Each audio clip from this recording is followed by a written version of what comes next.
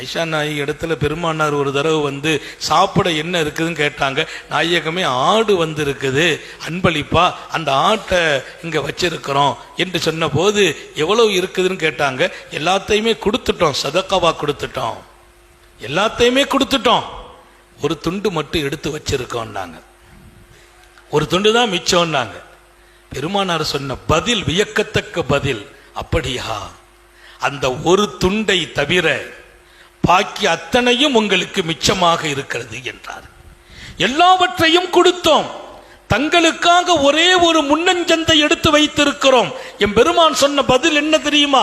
அந்த ஒரே ஒரு சந்தை தவிர பாக்கி எல்லாமே மிச்சமாக இருக்கிறது, அது ஒன்றுதான் மிச்சம் இல்லாமல் போனது. அப்படியானால் எதை கொடுத்தீர்களோ அதுதான் உங்களுக்கு மிச்சம், அதுதான் நாளை உங்களுக்கு கை கொடுக்கும், அதுதான் உங்கள் வாழ்க்கைக்கு பிரயோஜனம். எதை கொடுக்கவில்லையோ அந்த பொருள் நமக்கு கை கொடுக்கிற பொருள் அல்ல என்றார்கள்.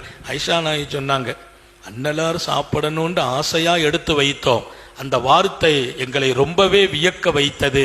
கொடுத்ததுதான் உங்களுக்கு மிச்சமாக இருக்கும், இருப்பதல்ல மிச்சம், கொடுத்ததே மிச்சம். என்ன மிச்சம்? நாளைக்கு இருக்கும், அது மறுமையில் கை கொடுக்கும், மன்னரைக்கு கை கொடுக்கும். இங்கே கொடுக்கும் சிந்தனை உள்ள தன் வீட்டு பெண்களை உருவாக்குகிறார்கள்.